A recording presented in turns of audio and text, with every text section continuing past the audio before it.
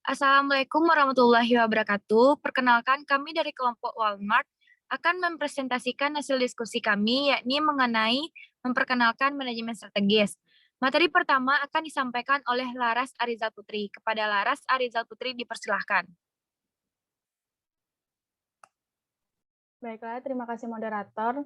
Saya akan menjelaskan tentang memperkenalkan strategi dan pembuatan strategi. Menurut Stephanie Kamarus, seperti yang dikutip Sukarsistono pada tahun 1965, strategi didefinisikan sebagai suatu proses penentuan rencana para pemimpin puncak yang berfokus pada tujuan jangka panjang organisasi, disertai penyusunan suatu cara atau upaya bagaimana agar tujuan tersebut dapat dicapai. Manajemen strategi adalah suatu proses permanajemenan untuk mewujudkan visi dan misi organisasi, menjaga hubungan organisasi dengan lingkungan, terutama kepentingan para stakeholder, pemilihan strategi, pelaksanaan strategi, dan pengendalian strategi untuk memastikan bahwa misi dan tujuan organisasi dapat tercapai. Proses pembuatan strategi terdiri dari beberapa elemen. 1. Penentuan visi dan misi organisasi. 2. Perumusan tujuan yang jelas dan terukur. 3. Identifikasi kondisi existing, baik internal maupun eksternal, yang dihadapi oleh organisasi. 4. Penentuan sumber daya yang dapat dijadikan sebagai sumber keunggulan bersaing. 5. Pengembangan alternatif strategi yang ada dengan mempertimbangkan strategi generik serta variasinya. 6. Evaluasi dari tiap alternatif. 7. Penentuan pemilihan strategi terbaik dari berbagai alternatif yang tersedia. Strategi dan orientasi strategis. Yang pertama, melihat ke masa depan. 2. Bertujuan untuk keseimbangan antara stabilitas dan fleksibilitas.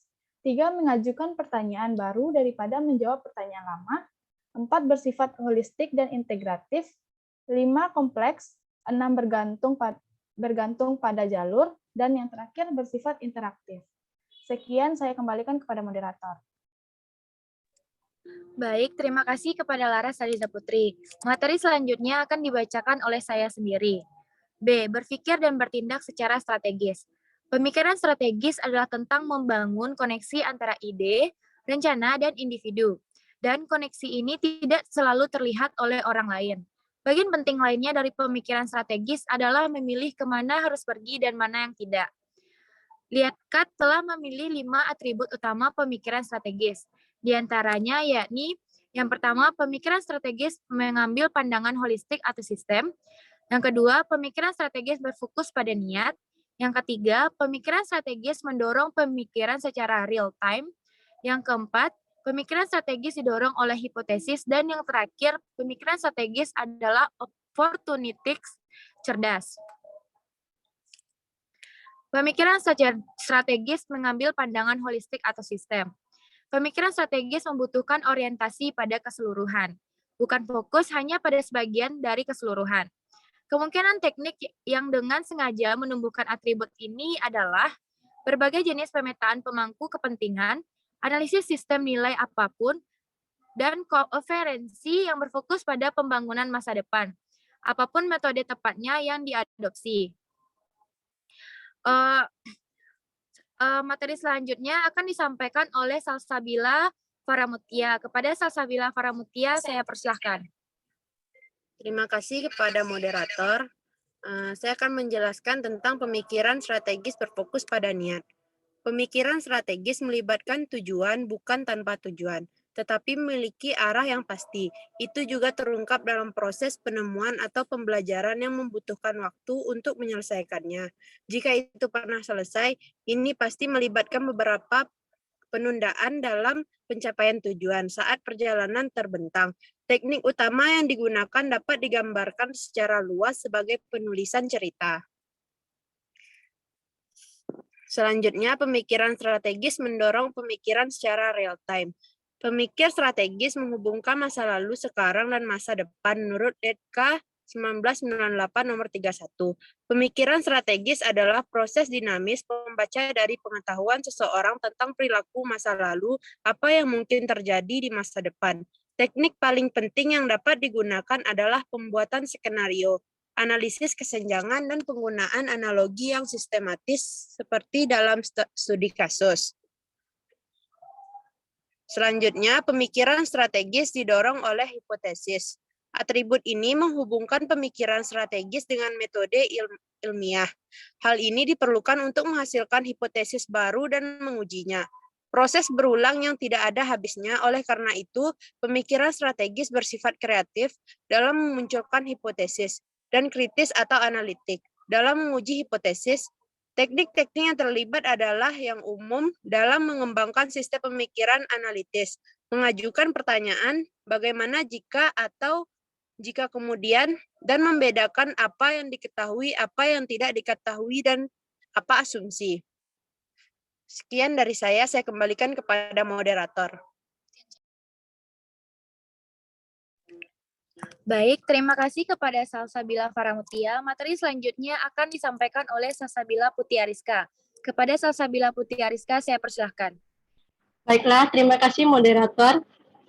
Saya akan menjelaskan tentang pemikiran strategis adalah opportunistik cerdas. Harus ada ruang untuk pelaksanaan kecerdasan lokal oleh siapapun dimanapun dalam organisasi. Hal ini membutuhkan ruang untuk adaptasi strategi yang ada atau munculnya strategi baru untuk mengakomodasi wawasan baru tersebut. Teknik yang relevan adalah proses berbagi dan membandingkan dan teknik simulasi apapun. Selanjutnya yaitu mengadopsi perspektif global.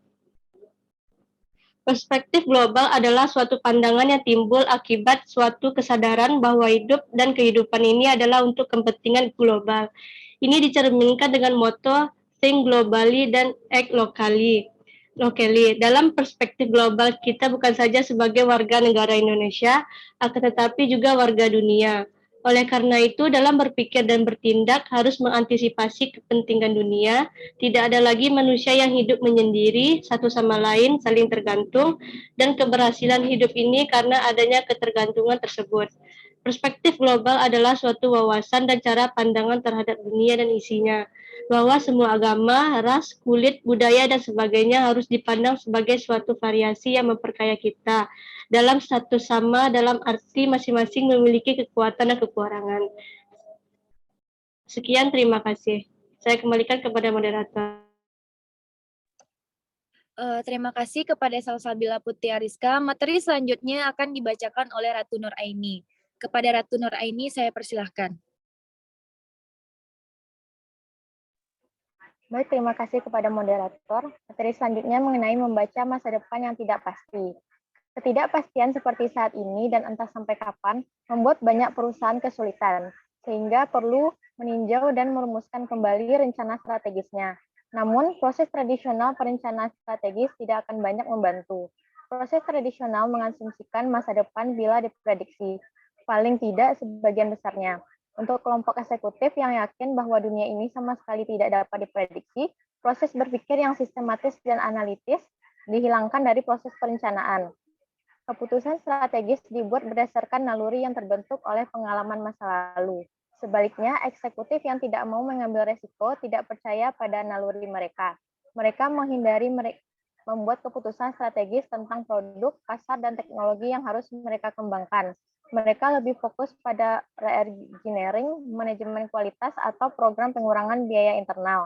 Meski berharga, program-program itu bukan pengganti strategi tingkat ketidakpastian. Terdapat 4 tingkat ketidakpastian. Tingkat 1, eksekutif dapat memprediksi masa depan sebagai basis pengembangan strategi bisnis perusahaannya.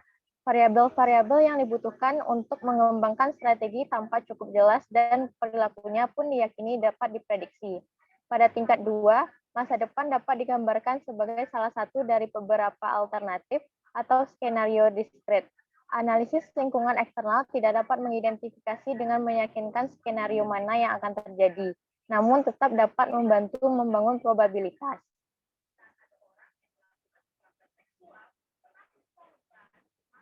Tingkat 3, berbagai potensi masa depan dapat diidentifikasi, namun sulit membangun skenario karena variabel-variabel kunci yang diperlukan hanya sedikit yang bisa dipegang.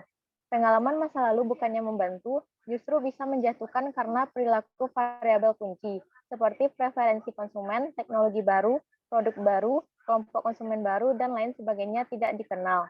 Tingkat 4, berbagai dimensi ketidakpastian berinteraksi untuk menciptakan lingkungan yang hampir mustahil untuk diprediksi. Tidak seperti dalam situasi tingkat 3, kisaran hasil potensial tidak dapat diidentifikasi, apalagi skenario dalam rentang tersebut. Bahkan diyakini tidak mungkin untuk mengidentifikasi, apalagi memprediksi semua variabel yang relevan yang akan menentukan masa depan. Baik, sekian dari saya kembalikan kepada moderator. Baik, terima kasih kepada Ratu. Dengan berakhirnya materi pembacaan yang dibacakan oleh Ratu Nur Aini tadi, maka berakhir pula lah presentasi dari hasil diskusi kelompok kami. Kami mohon maaf apabila ada kekurangan. Sekian dan terima kasih. Assalamualaikum warahmatullahi wabarakatuh.